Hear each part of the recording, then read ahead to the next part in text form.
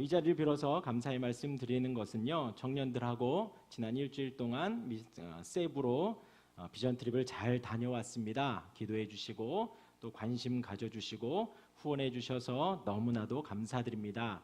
제가 온 지 얼마 안 돼서 아직도 서창호 강사님과 차원호 목사님을 구분하지 못합니다. 그러니 여러분들이 감사한금 너무나도 감사한데 제가 일일이 찾아뵈어서 이렇게 아는 척 못하더라도 이해해 주시기 바랍니다. 여러분들이 저와 김성훈 목사님을 헷갈리시듯이 저희도 차원호 목사님과 서창호 강사님이 헷갈리거든요. 어느 분이 2교구인지 3교구인지. 아무튼 너무나도 감사드리는 말씀 드리고요.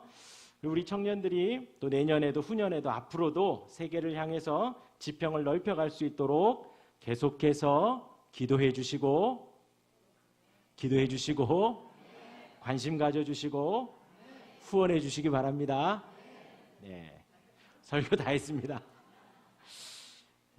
간단히 말씀드리면요, 세부 미션랜드는 저희 교단 목사님 김명규 목사님께서 한 25년 전부터 세부에 이제 선교를 하셨어요. 그리고 이제 장자교회 저기 구리에 있는데요, 저희 이묵 목사님을 잘 아시더라고요. 또 여기 산 속에 있는 교회라고, 아름다운 교회라고도 잘 아시고요. 장자교회에서 사역하시면서 계속 세부에 오가시면서 그곳 선교를 하시다가 한 10여 년 전에 은퇴하시고 이제 아주 들어가서 두 부부가 사모님과 함께 사역을 하고 계십니다.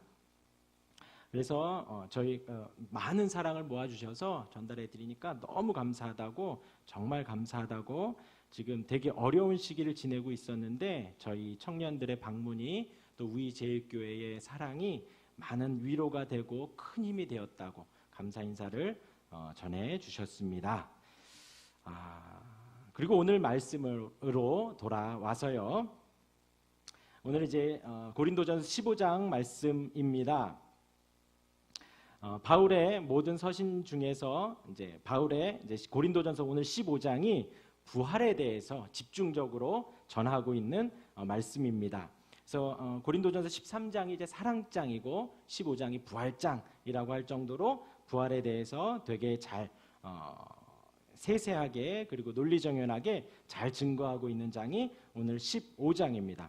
부활의 확실성을 말하고 있고 우리 신앙이 부활신앙과 매우 밀접한 관련이 있음을 바울은 증거하고 있습니다.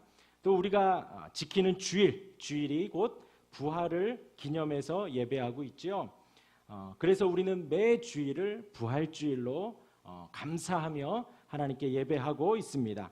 그리고 오늘은 수요일이에요. 제가 아까 기도했듯이 3일 저녁이죠. 어제 저희 행복 아카데미 이렇게 수업 중에서 그러는 거예요. 어떤 한 학생분께서 이 행복 아카데미 수업이 수요일 저녁에 있었으면 좋겠다는 거예요.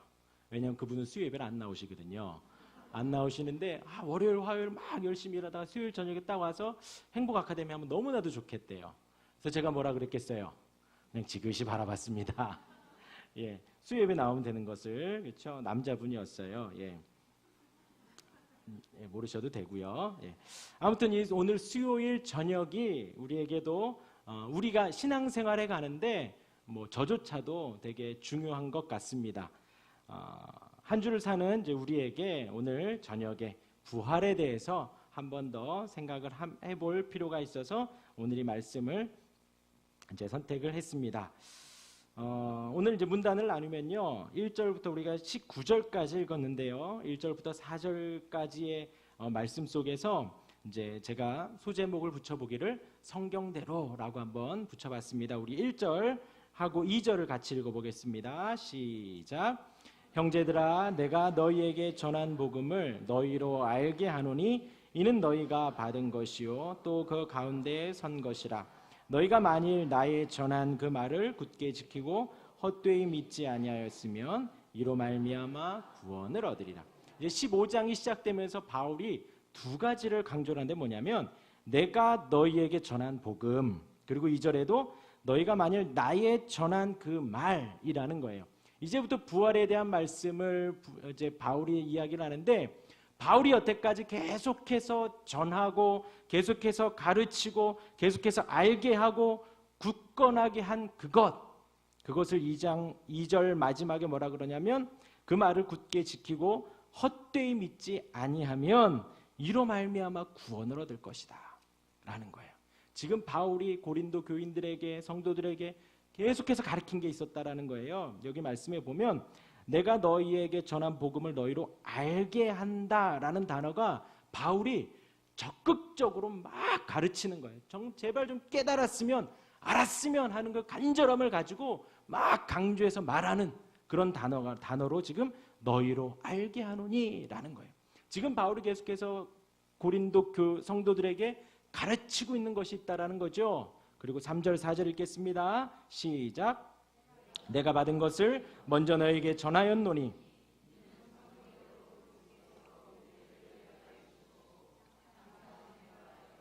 성경대로 사흘 만에 살아나사.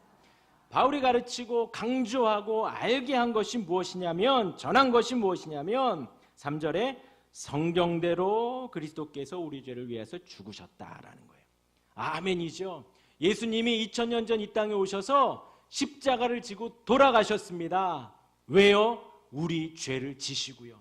우리의 죄를 사해 주시기 위해서, 우리의 허물을 덮어 주시기 위해서, 우리의 죄를 없애 주시기 위해서 주님이 죽으셨어요. 어떻게요? 성경대로. 그리고 지금 이 말씀이 1절과 2절에서 내가 너에게 전한 것, 내가 너에게 가르친 것, 내가 너희로 알게 한 것 같은 맥락입니다. 그 모든 바울이 지금 말한 것이 사사로이 한 말이 아니라 성경대로 가르쳤다라는 것을 가르치고 있는 거예요. 성경대로 우리 죄를 위하여 십자가에 죽으셨다라는 거예요. 그리고 이제 4절에 장사 지낸 바 되었다가 완전히 죽으셨다가 성경대로 사흘 만에 다시 살아나셨다라는 거예요. 우리 주님이 다시 살아나셨다라는 거죠. 그냥 살아나신 게 아니라 성경대로. 아멘. 예. 그래서 1절부터 4절까지 바울이 가르치고 바울이 전하고 바울이 계속해서 알게 하기 원하는 그것, 성경대로 우리 죄를 위하여 죽으시고 성경대로 살아나신 것이다. 그 중에서 오늘 이 하반절 뒤에 있는 성경대로 다시 살아나신 것, 그것을 지금 이제부터 5절부터 쭉 이야기를 하고 있습니다. 그 다음에 이제 그 다음 문단이 5절부터 11절까지예요. 5절부터 11절까지 제가 제목 붙여보기는 하나님의 은혜라고 했습니다. 그런데 그 은혜가 무엇이냐? 우리 5절과 6절, 7절까지 한번 읽어보겠습니다. 시작. 그 후에 500여 형제에게 일시에 보이셨나니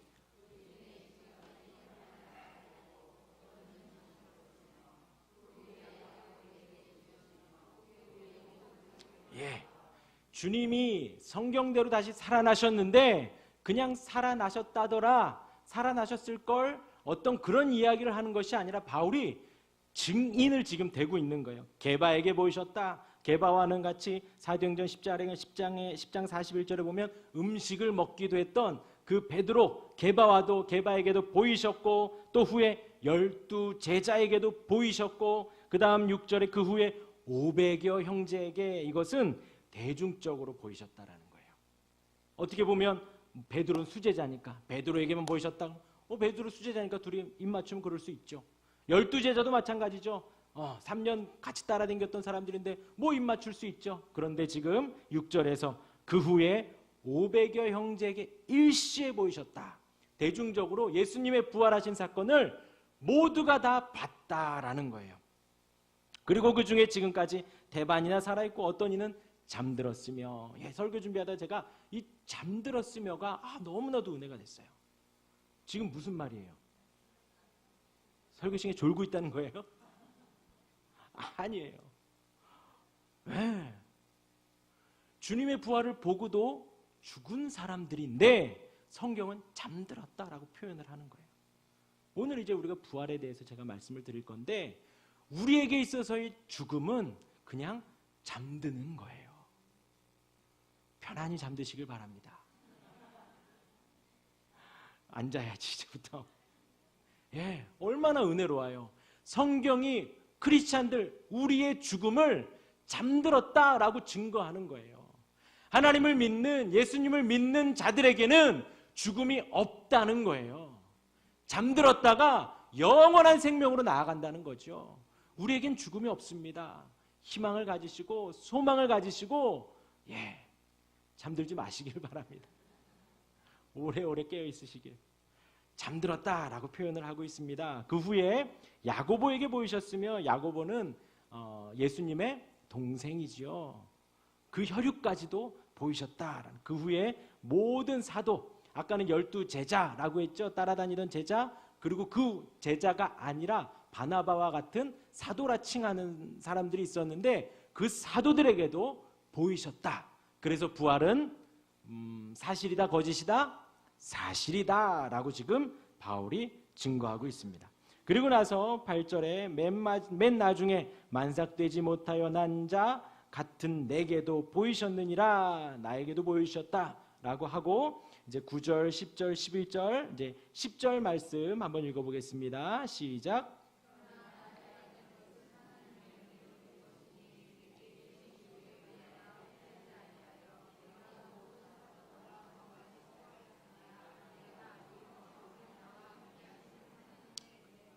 바울이 그 하나님의 은혜를 받았다라고 하고 있습니다. 이따가 제가 좀 더 자세히 설명하고요. 그래서 성경대로 죽으시고 성경대로 살아나셨고, 5절부터 11절까지는 그 살아나신 사건이 그냥 그랬다더라 카더라 통신이 아니라 많은 사람들이 봤다.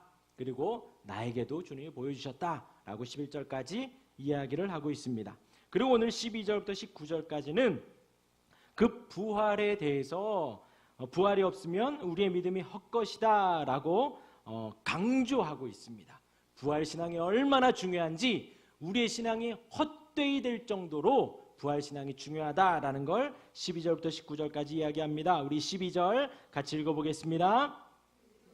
죽은 자 가운데서 다시 살아나셨다 전파되었거늘 너희 중에서 어떤 이들은 어찌하여 죽은 자 가운데 부활이 없다 하느냐. 이때 당시에는 부활에 대해서 사두개파 사람들이 영혼이 없다, 부활이 없다라고 주장하는 사람들이 있었어요. 그래서 예수님이 지금 부활을 가르쳐 주기도 하는 것이고, 또 예수님은 부활하셨지만 우리는 부활하지 못한다라고 믿는 사람들도 있었기 때문에 지금 바울이 그 부분에 대해서 되게 강력하게 지금 이야기를 하면서, 너희 중에서 어떤 이들은 어찌하여 죽은 자 가운데 부활이 없다 하느냐. 그리고 13절부터 15절까지 읽습니다. 시작. 부활이 없으면 그리스도도 다시 살지 못하였으리라.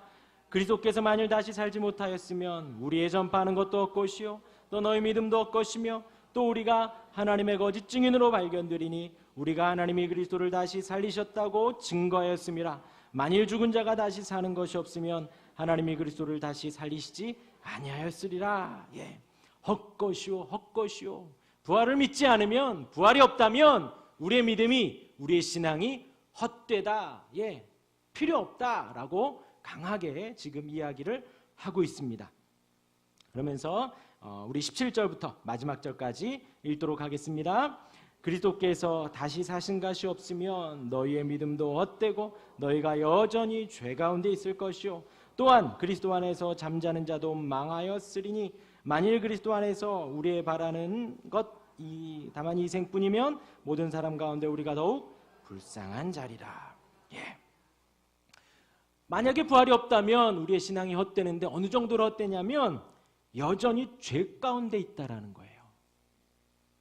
두 가지로 생각해 볼 수가 있는데, 하나는 우리가 죄를 없이 해주는 것은 십자가의 은혜라고 생각을 합니다. 믿고 있지요. 예수님의 십자가의 보혈이, 그 십자가의 공로가 우리의 죄를 사해 주세요. 그래서 십자가의 공로만을 의지해도 되지 않는다는 거예요. 지금 이 부활의 은혜를 우리가 믿지 않으면 우리가 여전히 죄 가운데 있다라는 거예요. 그 신앙이 필요가 없다라는 거죠. 이거 하나 하고, 또 이제 뒤에 보면 또 바울이 증거를 합니다. 뭐라 그러냐면 너희가 여전히 죄 가운데 있다라고 하면서 뒤에는 뭐라 그러냐면 그 이제 33절에 보면 속지 말라 악한 동무들은 선한 행실을 더럽히나니 깨어 32절에 내가 범인처럼 에베소에서 맹수로 더불어 싸웠으면 내게 무슨 유익이 있느뇨? 죽은 자가 다시 살지 못할 것이면 내일 죽을 터이니 먹고 마시자 하리라. 부활의 신앙이 없는 사람은 어떻게 사냐면 우리 죽으면 끝이구나 라고 오늘 먹고 마시자, 오늘이 끝인 것처럼 살아간다는 거예요. 그러니까 여전히 죄 가운데 거하는 것이죠.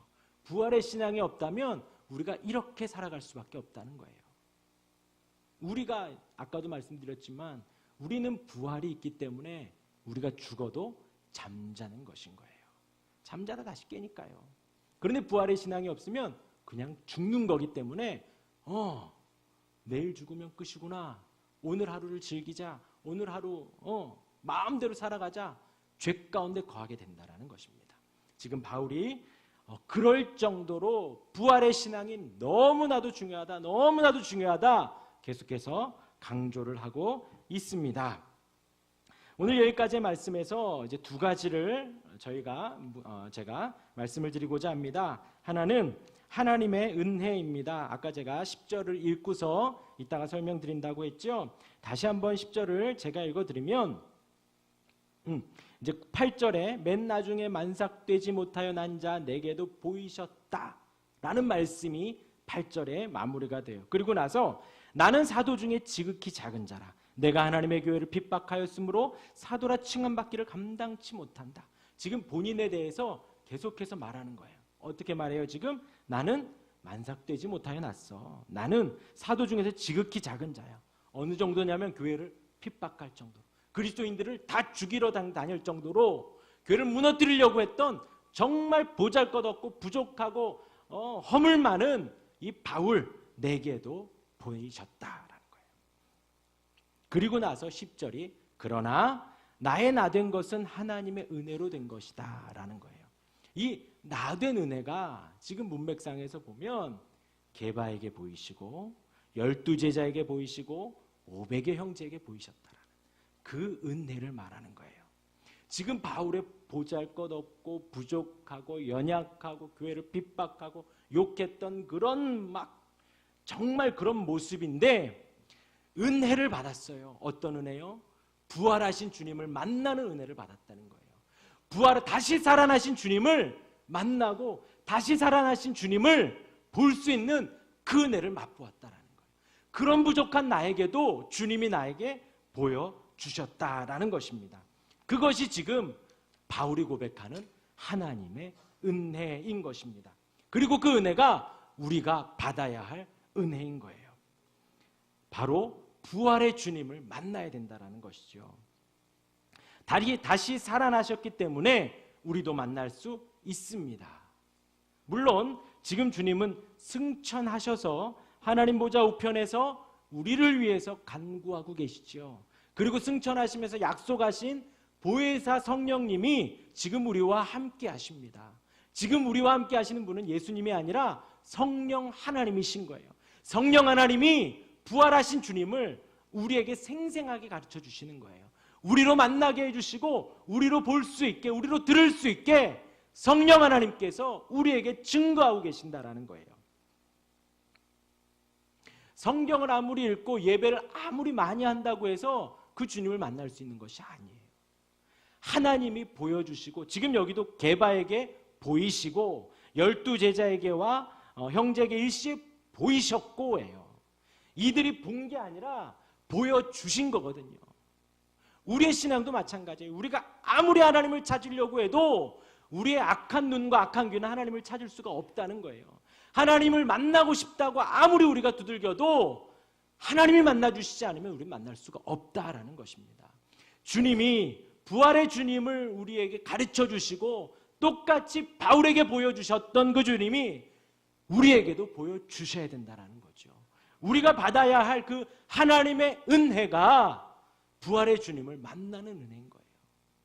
3일이 됐습니다. 월요일, 화요일 정신없이 살다가 오늘 이 저녁 기억해서 나오신 여러분들 부활의 주님을 날마다 만나게 되시기를 주님의 이름으로 축원합니다. 바울이 만난 그 은혜가 이 은혜인 거예요. 마태복음 말미에 보면 부활의 주님을 만나지만 그 중에도 지난번에 말씀드렸다시피 의심하는 자가 있었다라는 거예요. 똑같이 눈앞에 있는데도 의심하는 사람이 있다라는 거죠. 하나님께서 우리제일교회 여러분들, 우리를 이 자리에 불러주시고 부활의 주님을 가르쳐 주시고 부활의 주님을 만나게 해주시는 그 은혜. 지금 바울이 나의 나 된 것은 하나님의 은혜다. 나는 도저히 주님을 만날 수 없는 정말 형편없는 인생인데 부활의 주님이 나를 만나주셨다는 거예요. 교회를 핍박하던 그런 내 모습인데 부활의 주님이 나를 만나주셨다는 거죠. 마찬가지로 여기에 있는 우리도 정말 보잘것없는 우리의 인생이지만 부활의 주님이 나를 만나주셨기에 부활의 주님이 우리를 만나주셨기에 우리가 오늘도 살아가는 것이고요. 그리고 이제 3일 밤 지나고 내일 또 목요일, 금요일 나머지 3일을 또 그 부활의 주님을 사모하며 주님 만나주시고 보여주시고 하나님의 은혜로 인도해 주옵소서 하고 남은 3일도 살아가야겠습니다. 날마다 이 부활하신 주님을 만나기를 사모하는 우리가 되기를 축원합니다. 두 번째로 바울이 이제 가진 부활 신앙이에요. 12절부터 19절까지 나오는데 아까도 말씀드렸다시피 부활의 신앙을 계속해서 강조하는 바울의 모습이 나옵니다. 어느 정도냐면 그 부활을 믿지 못하면 구원을 받지 못한다. 부활 신앙이 없으면 믿음도 헛되다. 여전히 죄 가운데 있을 것이다. 우리가 부활의 신앙을 가져야 한다라는 바울의 강조가 나오게 됩니다. 그리고 나서 바울은 이 부활의 신앙을 가지고 30절 우리 한번 읽어보겠습니다. 넘기셔서 30절과 31절까지 한번 읽어보겠습니다. 바울이 그 부활의 신앙으로 어떻게 살아가는지 15장 30절 31절 읽습니다. 또 어찌하여 우리가 때마다 위험을 무릅쓰리요. 형제들아 내가 그리스도 예수 우리 주 안에서 가진 바 너희에게 대한 나의 자랑을 두고 단언하노니 나는 날마다 죽노라. 아까도 부활을 보고도 잠들었다라고 표현을 했는데 바울은 지금 여기에서 그 부활의 신앙을 가진 나로서는 날마다 죽노라라고 이야기를 하는 것입니다. 바울이 죽는다라고 하는 것은 예수의 죽음을 자신의 몸에 짊어지는 것이시죠. 그리고 그리스도의 남은 고난을 자신의 육체에 채워간다. 주님이 십자가를 지셨기 때문에 주님이 고난을 당하셨기 때문에 나도 똑같이 고난을 당한다. 그리고 부활의 신앙이 내가 있기 때문에 이 땅에서의 위험도 내가 충분히 감내하고 이 땅에서 내가 죽기까지도 감내하고 있다라고 지금 이야기를 합니다. 두 가지로 말씀드릴 수가 있는데 내가 날마다 죽는 것이 무엇인가 좀 거창하게 말씀드리면요. 복음을 위해서 하나님의 말씀을 위해서 나를 희생하고 나를 헌신하는 것입니다. 저희가 이제 비전 트립을 갔다 왔는데 제가 처음에 군대 갔다 와서 비전 트립을 갔을 때 중국을 갔었던 적이 있습니다. 중국에서도 약간 이렇게 외곽 변두리로 갔었는데 전혀 영어가 안 통하더라고요. 중국 사람들이 그 약간 외곽으로 들어가니까 영어가 저도 안 됐지만 헬로 하이도 안 되더라고요. What's your name? 뭐 How old are you? 전혀 안 되는 그런 데로 갔었는데 그 20대 초반의 그 마음에 정말 선교사님들이 힘들겠다라는 생각이 드는 거예요. 이런 말도 안 통하고 문화도 다르고 그런 곳에서 계속해서 헌신하는 모습들이 선교사님들이 정말 헌신하시는구나, 복음을 위해서 희생하시는구나 라고 했습니다. 그래서 한 일주일도 안 되는 기간을 가 있다가 그때 당시에 이제 김포공항으로 귀국을 했는데 공항에 딱 내렸는데 어찌나 마음이 편하든지요. 저희 집이 그때도 남양주였는데 김포에서 남양주면 꽤 멀잖아요. 예, 먼데 김포에 떨어졌는데도 마음이 편안한 거예요. 만나는 사람마다 한국말하고 보이는 곳마다 한글이 써 있으니까 너무나도 편안하더라고요. 나는 날마다 죽노라 라는 바울의 고백이 그런 선교사님들 마음에는 늘 있으실 것 같아요. 그 복음을 위해서 헌신하고 복음을 위해서 이 땅에서의 문화와 편한 저희 이번에 세부에 갔을 때도 이무웅 목사님보다 약간 후배신 것 같더라고요. 그러니까 이제 은퇴하고 어찌 보면 조금 좀 편안하게 사셔도 되는데 거기에서 매일매일 좀 이렇게 사시는 모습이 좀 이렇게 짠한 제 마음에 감동이 좀 되었었습니다.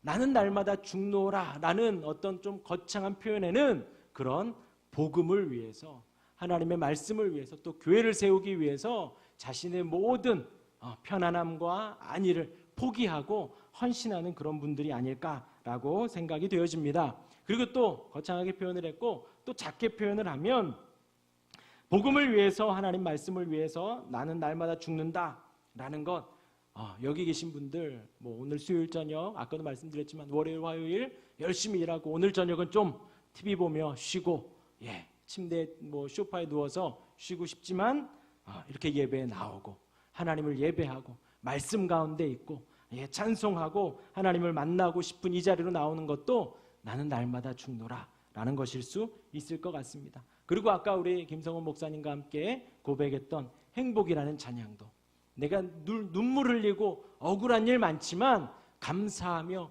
기도하는 것, 그것이 나는 날마다 죽는 것이 아닌가라고 합니다. 하나님의 말씀을 따라 살려고 발버둥 치는 것이겠지요. 억울하고 죽을 것 같고 또 내가 혈기 부리고 내가 큰 소리를 내야 하는 상황 속에서도 소리 내지 않고 내가 조금 더 오해받더라도 나를 주장하지 않는 것, 참는 것, 그리고 한 번 더 웃어주는 것. 한번 웃어보세요. 하나님 주신 선물이에요. 제가 제 미소가 뭐 1000만 불짜리라고 표현은 못하겠지만 제가 가진 것 중에서 가장 나은 게 제 미소인 것 같아요. 저희 아이들조차도 제가 웃으면 무장해제가 돼서 달려듭니다. 근데 제가 웃지 않고 있으면 애들이 아빠 화났어? 막 그래요. 배고파? 뭐 졸려? 뭐 그렇게 이야기를 합니다. 인상 쓰고 싶지만 한 번 더 웃어주는 거예요. 그렇죠? 그것이 부활의 신앙을 바라며 나를 날마다 죽이며 사는 어떤 작은 표현, 우리 일상생활에서의 표현이 아닐까 싶습니다. 주일이 지나고 이제 수요일입니다. 계속 강조드리지만 이제 내일 또 출근하셔야 되죠. 내일 또 이제 돌아가시면 일상이 또 시작이 되어지실 것입니다. 말씀드린 대로 부활의 은혜, 부활의 주님을 만나는 바울이 고백한 하나님의 은혜 아래 우리가 살아가기를 바라고 또 치열하게 살아가고 죽을 것 같은 인생 속에서도 부활의 주님 바라며 나는 날마다 죽노라 고백했던 바울의 부활의 신앙을 우리 또한 같이 고백하는 저와 여러분들 되기를 간절히 바랍니다.